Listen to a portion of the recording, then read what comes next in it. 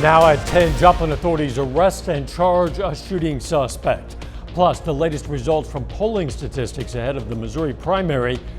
Also, flooding in St. Louis kills one and forces evacuations. And an area beauty ambassador shares how she empowers women over the age of 50. The 4 states' most watched news starts now. Authorities in Joplin have arrested and charged a man accused of shooting another man. This is KOAM News at 10. Police say on July 16th, 42-year-old Richard McQuirt of Joplin shot 34-year-old Gregory Hallstrom, also of Joplin. That shooting happened on South Finley Avenue. Hallstrom has since been treated and released from the hospital. Officers arrested McQuirt today. He's charged with first-degree assault and armed criminal action. A project manager hired to clean up lead-contaminated soil at Granby, Missouri City Park pleads guilty to a federal crime. Lynn Ike of St. Louis today admitted he intentionally gave federal officials false information regarding the scope and amount of lead contamination at Granby City Park. Ike was employed by a company that received a nearly $12 million contract to perform waste remediation in and around Granby. Officials say the deceit cost taxpayers hundreds of thousands of dollars to correct. Ike could get up to 5 years in federal prison. You can find a full list of the timeline of the crime at KOAMnewsnow.com. 5 days before the Missouri primary election, we're getting a picture of where voters might stand. KOAM is partnering with other TV stations in Missouri that are owned by Gray Television for a series of polls on a variety of races and topics. The online survey was conducted earlier this week by Survey USA. In Missouri's U.S. Senate race, among Republicans, incumbent Attorney General Eric Schmitt had the support of 28%, an 8-point advantage over former Governor Eric Greitens. No other candidate had more than 13%. Former President Donald Trump has not endorsed a candidate in this race, and the poll asked whether his endorsement would make you more likely to vote for the endorsed candidate. 44% of Republicans said yes, more likely. 12% picked less likely, and 40% said an endorsement would make no difference. Among Democrats, registered nurse Trudy Bush Valentine was ahead with 40%. Marine veteran Lucas Kuntz was a distant second with 14%. All other candidates were in single digits. The poll also asked whether the Senate candidates should be required to hold a public debate. 66% of voters said yes, 14% said no. Another poll question: how much confidence do you have that votes cast in the primary election for Senate will be counted accurately? 60% of Republicans said they have full or some confidence. 35% of Republicans have little to no confidence. 88% of Democrats have full or some confidence, and 9% of Democrats have little to no confidence. Election day for the Missouri primaries is this coming Tuesday. You can see the complete poll results, including how opinions vary by demographics, at KOAMnewsnow.com. And be sure to download the KOAM News app for all your election needs. You can also go to our website for election information at KOAMnewsnow.com/elections. The website includes resources for all of the 4-state areas, such as polling places. You can even check to see if you're registered to vote. Some local educators are learning how to prevent mass shootings. As students prepare to begin a new school year, McDonald County school leaders are attending a behavioral risk assessment training. The goal, to be able to spot potential violence before it starts. McDonald County High School Principal Angie Brewer says the district wants to be on the front end of intervention for its students. We want to be on the front end of intervention with our students. We don't want to wait until things happen to act, so we want to try to get our kids the help they need so that they can be successful adults and have successful and happy lives. School officials say safety of the students is the top priority. Let's check in with Doug Heddy for a first look at the weather. Well, we did get some scattered showers across the region earlier for us today, just not a lot of rain. We need some widespread rain, but temperature is better. Today was actually normal. High temp right around 91 degrees, record high 104 set back in 2011. And most of us have been dry over the past several hours. We do have some thunderstorms in our far southern counties, and this is pretty much where they're going to stay as we go through the evening or the rest of the evening and overnight. Delaware County, southern McDonald, Benton, southern parts of Berry County. but everybody else should mainly stay dry as we go through the next several hours. We are going to see a lot of clouds. We'll drop back upper 60s to near 70 degrees for overnight lows, but we do have better rain chances in the forecast. We're still sitting upper 70s, lower 80s right now. By morning, about 70, and a little bit cooler tomorrow, about 86 for a high. We'll talk about those better rain chances here in just a bit. All right, we'll see you then. Well, record rainfall caused deadly flash flooding in the St. Louis area. First responders went door to door in some neighborhoods to evacuate the residents. Reporter Carolyn Hecker has more. Freaking crazy. St. Louis woke up underwater. It's really coming up rather quickly. By 7 a.m., 8 inches of rain had fallen, shutting down 4 major highways into the city. It's all boxed in. There's nowhere for the water to go. Roads were overwhelmed. Cars drowned in the waters were left abandoned, with homes and businesses not spared from the historic flash flooding. Looks like they have one individual. First responders across the area ferried more than 100 residents from their drenched homes and trapped vehicles, while others waded through waist-deep waters. There was no water inside here at 8 o'clock this morning. At least one person was found dead in a submerged vehicle. We have pulled a civilian out of a vehicle that has passed.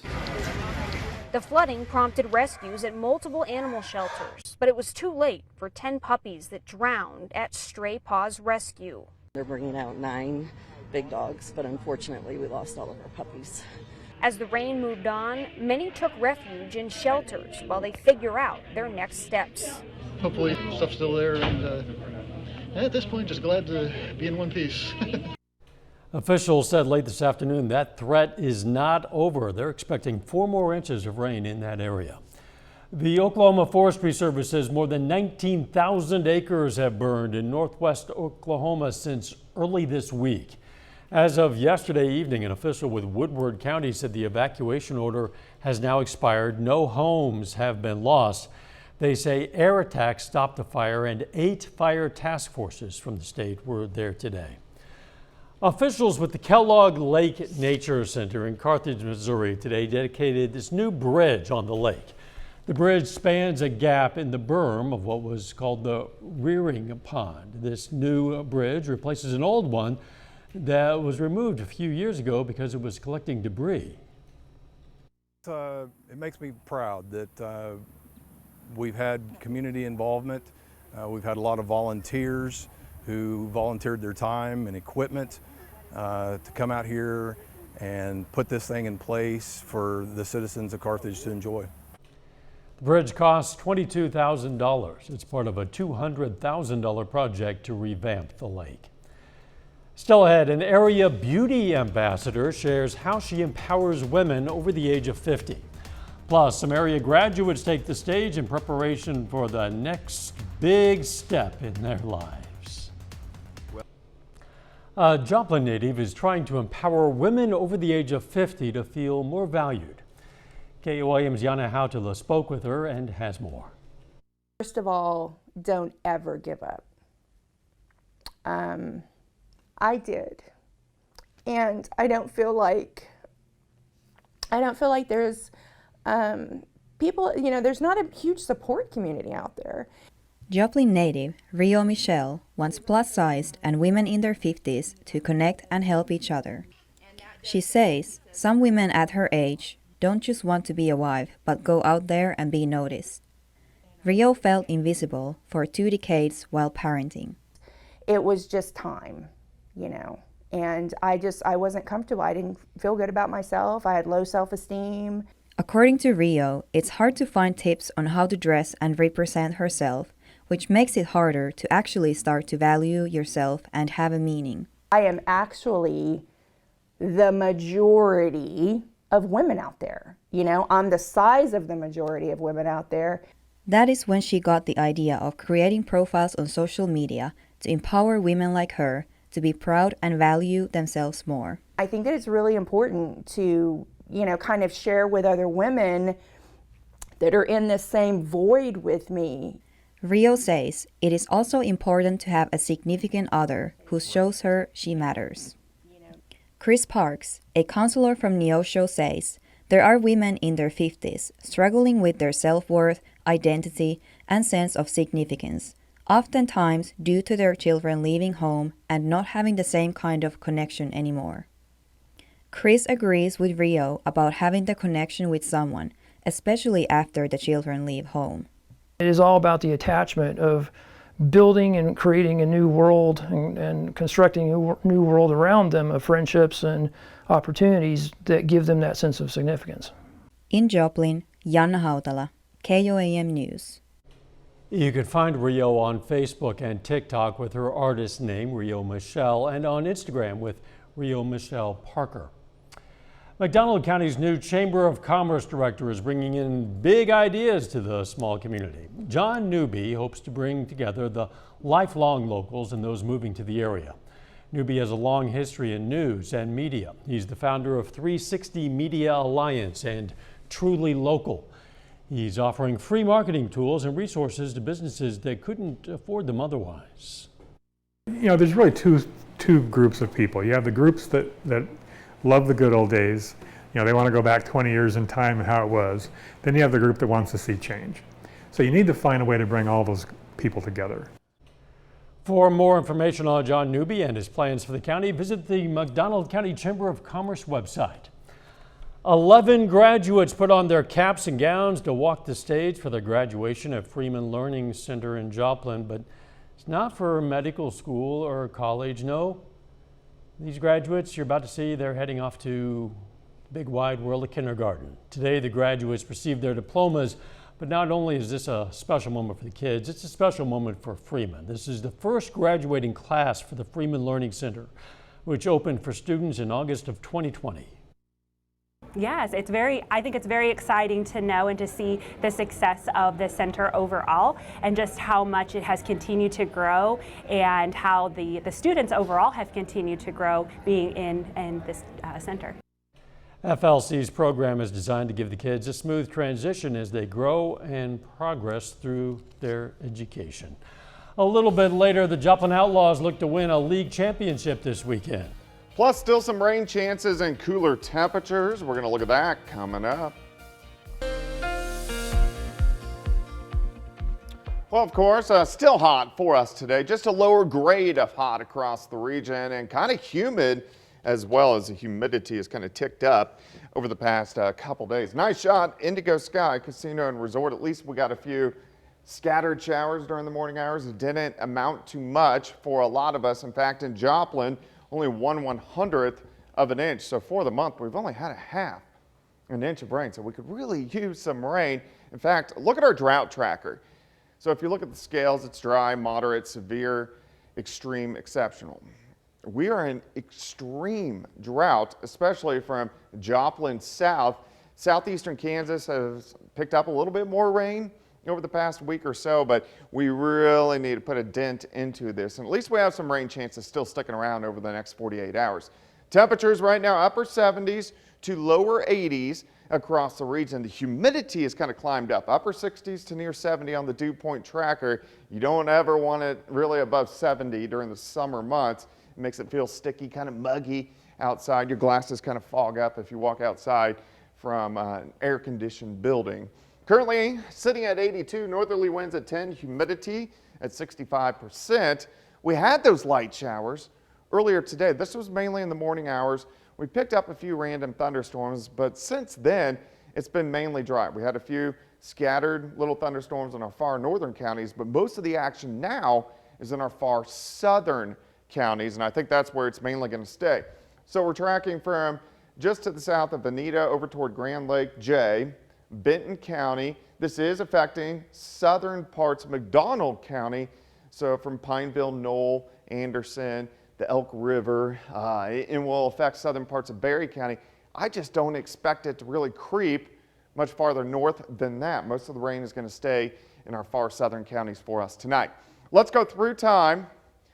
Here's our future track forecast. You can see those scattered thunderstorms, southern counties. And then as we go into tomorrow morning, most of us dry. We can't rule out an isolated thunderstorm throughout the day tomorrow, but most of us are going to stay dry. I think we'll climb kind of into mid 80s. Cloud cover, especially in the afternoon, will keep those temps down just a bit. 80 by noon, high temp 86, northerly winds at about 5 to 10. Our best shot to get widespread rain is going to start to occur late tomorrow night into Saturday morning. A batch of scattered showers and thunderstorms, a little bit more widespread, and there will be some pockets of moderate to heavy rain within this batch. So that's good news. Most of this will be out of here Saturday afternoon, and then Saturday night into Sunday morning, we could see a few additional scattered thunderstorms, but not a lot of rain right now. I'm hoping most of us can pick up a quarter to a half an inch, but the heaviest amounts by far are going to stick across our southern counties. 86 tomorrow, 80 on Saturday, few scattered thunderstorms Sunday, mainly in the morning. 94 Monday, and then the triple-digit heat sets back in by the middle of next week, and we just kind of hang out near 100 for quite some time. Not much in the way of rainfall, so it would be nice if that batch tomorrow night into Saturday morning gives us a nice widespread batch. Yes, because we're too familiar with that 100 neighborhood. We've been hanging out there too often this summer. This entire month. Yeah. So. Thanks, Doug. The extreme heat the 4 states has endured recently has stressed or even broken a lot of people's AC and cooling units in their homes. McDonald County resident Kyle Hackworth has started a GoFundMe page to help his community members who can't afford an AC unit. Hackworth currently has 10 families waiting for his help, but due to a lack of donations, the group has been unable to buy and deliver units until the funds allow. I've got a big AC unit at my house, and it struggles to keep up with the temperatures, and I have to run, it consistently. And of course, that brings up the electric bills, which is extra finances that people do not have. To find out how you can donate, just go to KOAMnewsnow.com. Still ahead, the Joplin Outlaws hit the field for Game 1 of their Mink League Championship Series. We're going to have the highlights. And the Kansas City Chiefs had a 2-time Pro Bowler to their defense. Jacob Leonard has that and more up next. The Joplin Outlaws have a shot to win a league championship this weekend. The Outlaws face the St. Joe Mustangs for the Mink League title, with Game 1 of the 3-game series being played tonight in Joplin. Now, the Mustangs are the North Division champs, and they've won the Mink League title in 7 of the last 12 seasons. Second inning, Ethan Sally gets the strikeout for the Outlaws. Game still scoreless. In the third, Outlaws have the bases loaded. Former Pittsburgh Purple Dragon Caden Bressler. Base hit to center. Sam Fagan scores. Cade Lott right behind him. Lott all fired up. Accidentally runs into the pitcher there. Kind of a fun moment, but Joplin takes a 2-0 lead after St. Joe intentionally walks Jacob Machuca. Max Bruff makes him pay. Bruff to center. Corey Siracusa scores. Here comes Bressler too. Outlaws go on to win this one 7-3. They are now 1 win away from being Mink League champions. The Webb City Little League baseball team won a state championship on Monday. Now the team is headed to the Midwest Regional Tournament in Indianapolis with the hopes of moving on to the Little League World Series. That's a dime right to his chest. Everything is clicking right now for Webb City Little League Baseball. Our pitching's elite, defense is amazing, our bats, they're hot. I'm tired of hitting singles. That's all you hit in real games, Cam. And hitting for average, baby. We can hit top to bottom. We're fundamentally sound on defense. We just got a lot of depth. Easy. First to home, baby. Speedy. Webb City is about to head to the Midwest Regional Tournament in Indianapolis after winning a state championship Monday night. I feel like it's going to be tough, but I feel like we know what's out there and we know that we want to get it. If they're able to win that regional tournament, Webb City would punch their ticket to the Little League World Series in Williamsport, Pennsylvania. It would mean a lot, really. I mean, it's been what I've wanted to do for a while. The World Series would be a dream come true for most of our players, and I think we might have a shot. It would be amazing, but we just got to take it one game at a time, step by step. We set goals before the season started, and we've got one more goal to at least get to the World Series. I'm catching this. Oh, he's gone. He's gone. Oh, come on. Indianapolis will be a big stage for the 12 and under Webb City squad. For me, personally, I feel very nervous. I don't know. They say they aren't nervous, but I feel like they are. This is fun. I love playing baseball with you guys. All those butterflies, nerves get away right as you start playing the game. It's just a fun game. Oh, furthest ball I've hit all season. So as they get ready for the bright lights, it's about focusing on the little things for Webb City. Get the basics down, little things, and then we will go a long way. And Webb City opens the regional tournament next Friday, facing the South Dakota State champions at noon in Indianapolis.